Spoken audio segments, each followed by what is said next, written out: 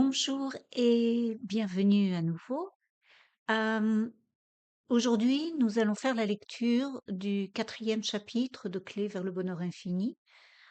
Et ce quatrième chapitre est dédié à au bonheur, s'appelle Clé vers un bonheur permanent et c'est un enregistrement qui date du 7 février 1965, au cours duquel Lester Levinson s'adressait à un groupe d'adeptes. Et voici le contenu de ce chapitre.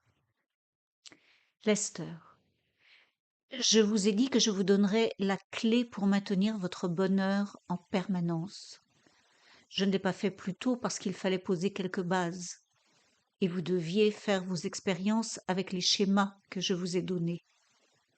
J'avais conscience que pour certains, leur niveau de bonheur avait chuté. Et c'est une des raisons pour lesquelles je ne suis pas venue plus tôt. Vous voyez, lorsque vous étiez tout en bas, frénétique, et que vous pensiez que tout était catastrophique, je n'aurais pas pu communiquer facilement avec vous. D'autre part, si j'étais venue vers vous, vous vous seriez élevé d'un coup, et si vous étiez retombé, vous auriez pensé que j'en étais la cause. Cela développe une relation de dépendance qui n'est pas bonne. Vous pouvez faire ce que vous voulez, absolument tout ce que vous voulez. Vous pouvez avoir, être ou faire tout ce que vous voulez ou désirez. Et lorsque la souffrance a assez duré, vous en avez assez. Et vous la laissez partir de toute façon. Et alors, c'est vous qui le faites. C'est beaucoup mieux quand c'est vous qui le faites et que vous n'avez besoin de personne sur qui vous appuyer. Ce que le groupe voudrait savoir, c'est comment maintenir ce bonheur nouvellement acquis. Pourquoi est-ce que nous ne le ressentons pas tout le temps? Cela devrait être le cas. Alors, j'ai envie de vous donner la compréhension ou la clé vers la compréhension qui vous aidera à développer un bonheur qui reste ancré en vous. Voici la clé. Lorsque vous comprenez, lorsque vous savez réellement ce qu'est le bonheur, alors vous êtes capable de l'installer en vous. Alors, vous le faites de plus en plus jusqu'à ce qu'il soit là tout le temps. Mais la clé, c'est de savoir ce qu'est le bonheur. Une fois que vous savez vraiment ce que c'est, alors vous le cherchez là où il est plutôt que là où il n'est pas. Chercher le bonheur où il n'est pas vous fait redescendre. Est-ce qu'il y a des questions sur ce que je viens de dire jusqu'à maintenant? La clé, c'est de savoir ce qu'est le bonheur pour que vous puissiez y aller directement. Si vous ne reconnaissez pas le bonheur, sa nature, c'est difficile de l'installer de manière permanente.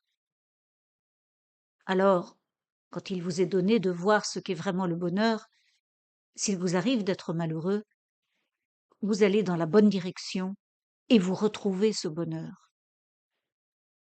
Bien. Qu'est-ce que le bonheur? La plupart des gens l'appellent le plaisir. Mais en réalité, le plaisir est seulement une échappatoire à la souffrance. Ce que la majorité des gens appellent le bonheur, c'est l'échappatoire à leur souffrance en voyant d'autres personnes ou en se distrayant. Mais en réalité, ce n'est qu'une échappatoire.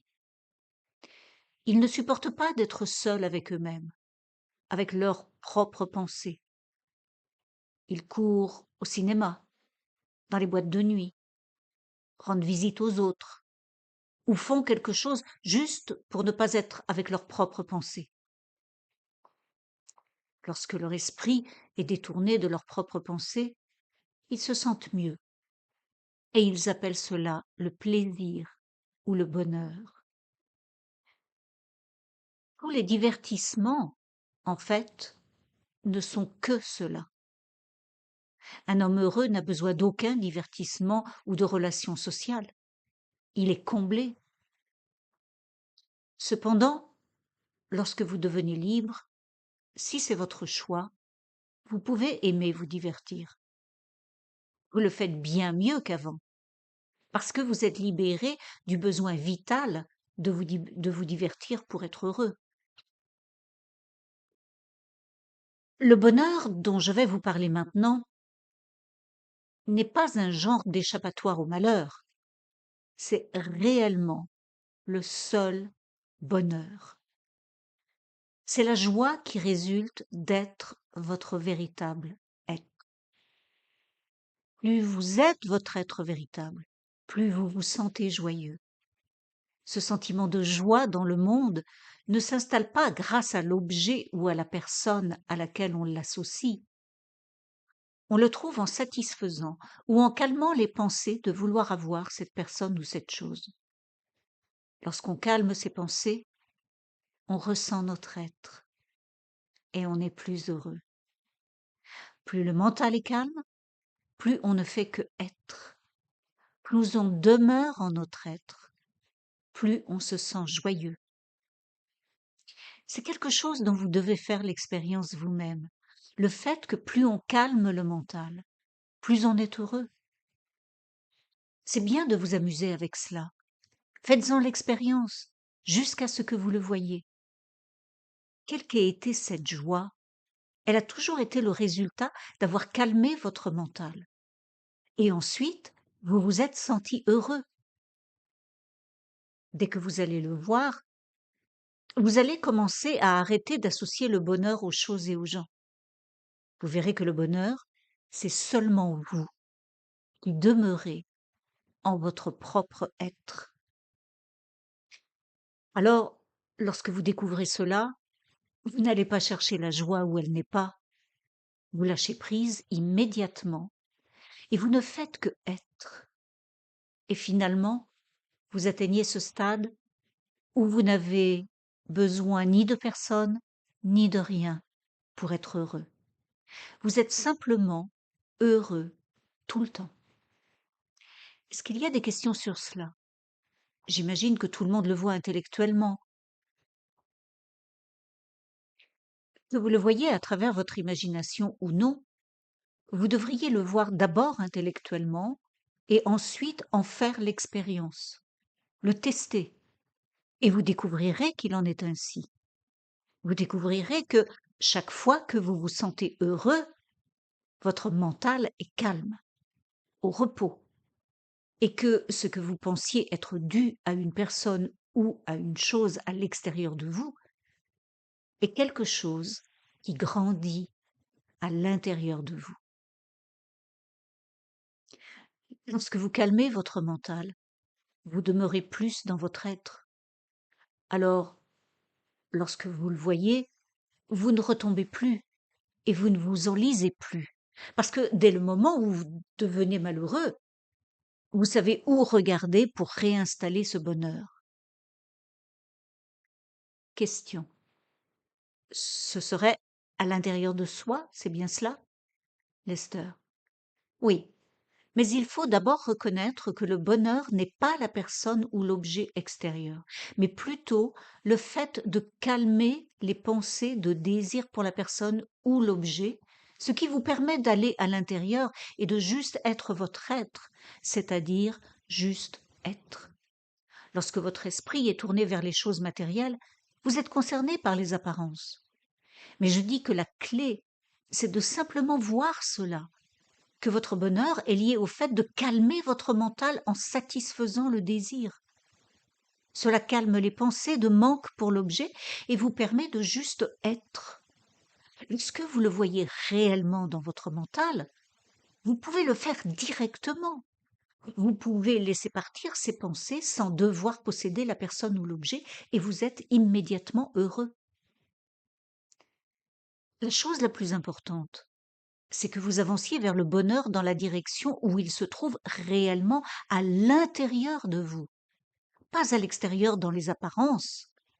Et de cette manière, vous établissez un état de bonheur continu. Est-ce que je viens de dire quelque chose de nouveau? Ah oui, c'était nouveau? Vous voyez, je vous l'ai dit de nombreuses fois auparavant, mais ça a l'air nouveau pour vous. Question. Je l'ai déjà entendu avant, mais avant ça n'a pas percuté. Lester. D'accord. Avant, c'était juste quelque chose d'intellectuel, ou bien tu ne l'as pas compris, ou alors c'est comme si c'était nouveau maintenant. Mais ça ou autre chose, j'ai toujours l'impression de répéter la même chose encore et encore, sous cet angle-ci, sous cet angle-là, mais c'est toujours la même chose. Toutefois, à moins que vous ne le voyiez avec votre propre vision, jusqu'à ce que vous le réalisiez, cela ne représente rien pour vous. Question. C'est comme si tu disais qu'on ne devrait pas désirer avoir des voitures, désirer avoir des maisons, désirer avoir des femmes, des petites amies, qu'on ne devrait pas désirer quoi que ce soit, mais devenir rien. Lester. Tout était juste, sauf la dernière partie de ta phrase. On devient tout au lieu de rien. Deviens tout et tu n'auras besoin de rien. Le désir, c'est le manque et la conscience de séparation, la source de tous les problèmes. Si vous êtes tout, le tout, vous n'avez besoin de rien. Tu vois, tout était juste jusqu'à la dernière partie de ta phrase. Mets-la en positif et tu as bon, d'accord? Question. Si on devient tout, alors on devient l'épouse, on devient le monde, on devient tout. Au lieu de se séparer, on devient l'autre? Lester. Oui, et c'est le sentiment le plus merveilleux. Voilà le sentiment le plus élevé, quand on devient l'autre. Lorsque tu laisses partir ton sentiment de séparation, cette identité, c'est l'amour dans sa forme la plus élevée. Et en d'autres mots, on ne pense pas elle a cassé le plat, mais nous avons cassé le plat. On ne pense pas elle a dépensé l'argent en s'achetant une robe, mais nous avons acheté une robe. C'est l'amour le plus élevé.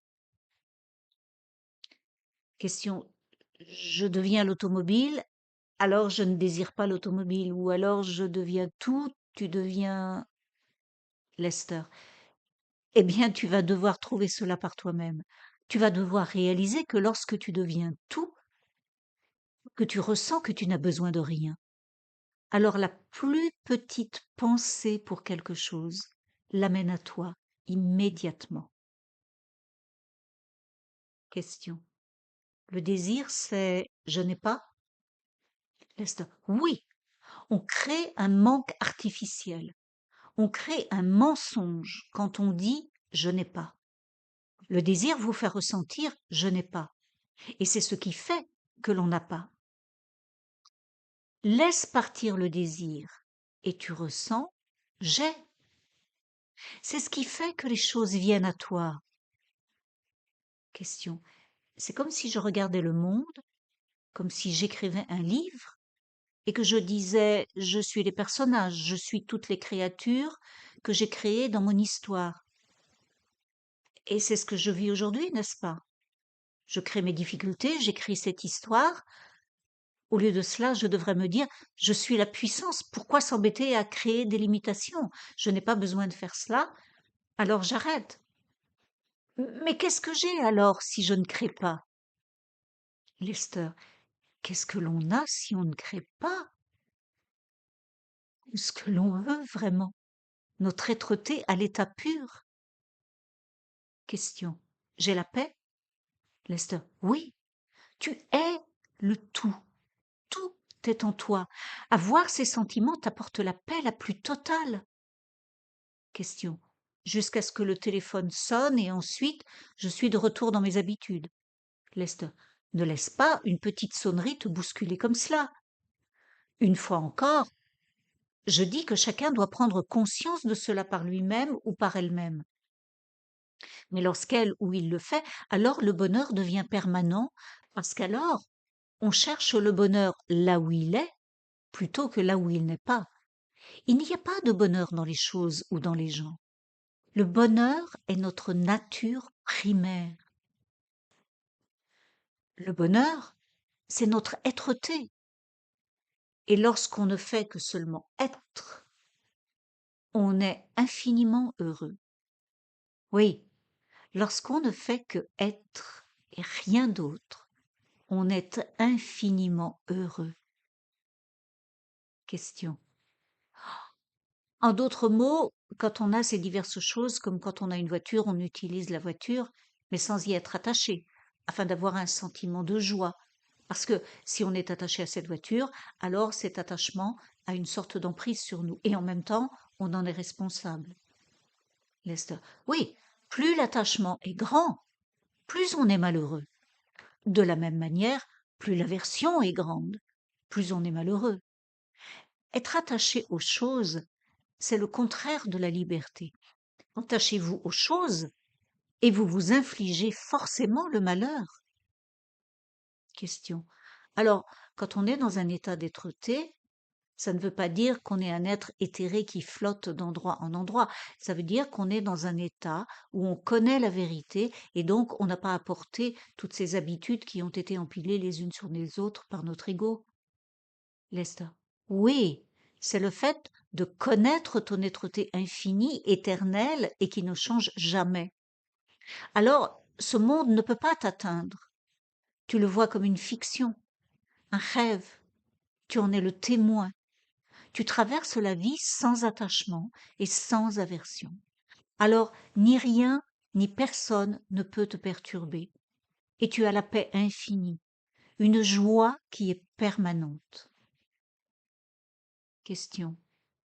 Lorsque j'essaie d'expliquer ça aux gens, ils pensent que je deviens une ombre ou une substance qui disparaît de la vue de tout le monde ou quelque chose comme ça. Lester. La seule différence entre un être entièrement réalisé vivant dans le monde et quelqu'un qui ne l'est pas, c'est son point de vue sur les choses. Une personne non réalisée s'identifie à un corps unique et limité. Une personne réalisée s'identifie avec tout et avec chaque être, chaque atome, et se voit comme son être. Elle voit l'être-té en tout comme étant sa propre être-té. Question. Donc elle tire de la joie de tout ce qui arrive. Lester. Non, ta véritable nature, c'est la joie. On ne la tire pas de tout ce qui arrive. Notre nature primaire est la joie illimitée. C'est notre état naturel. Il n'y a pas besoin de la tirer de quoi que ce soit. Question. Alors c'est être dans un état de joie perpétuelle. Laisse. Oui, tant que vous ne l'associez pas à quelqu'un ou à quelque chose, c'est là tout le temps. Mais si vous dites que vous ne pouvez pas avoir de joie tant que vous ne faites pas ou que vous n'avez pas quelque chose, vous limitez votre joie. L'état naturel, c'est la joie illimitée. C'est cela l'état naturel. L'état naturel, c'est d'être infini.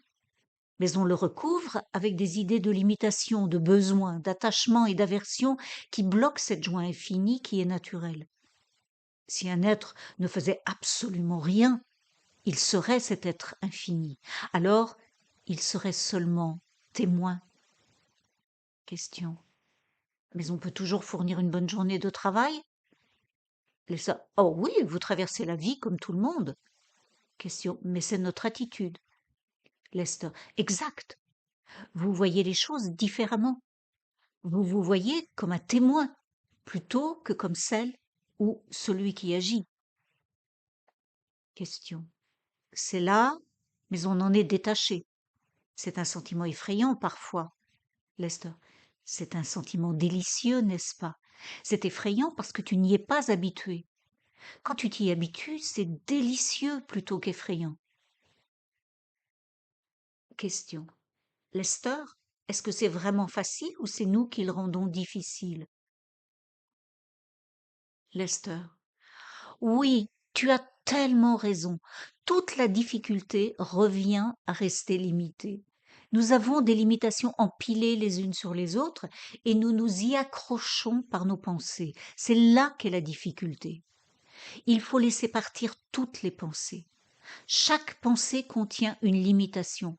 Laissez partir vos pensées et ce qui reste, c'est vous, baignant dans votre bonheur infini, votre être-té.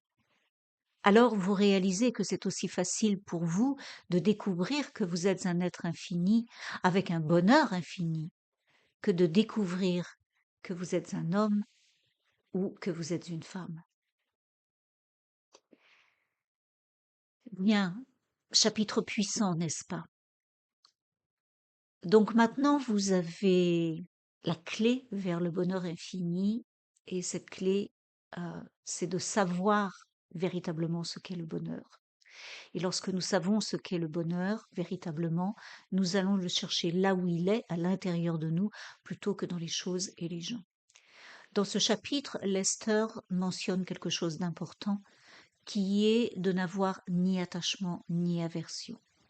Alors, si ce chemin vers le bonheur infini vous intéresse, je vous recommande de vous inscrire au pouvoir en soi. Vous allez sur mon site www.méthodedirect.fr sous l'onglet formation, le pouvoir en soi. Le premier module vous enseignera comment faire le déblayage, comment déblayer les besoins d'approbation, de contrôle et de sécurité pour retrouver l'approbation, l'amour, pour retrouver la maîtrise et pour retrouver la sécurité en vous. Et le deuxième module s'appelle le détachement et c'est un exercice puissant euh, euh, que Lester Levinson faisait avec ses adeptes et qui s'appelle ni attachement ni aversion.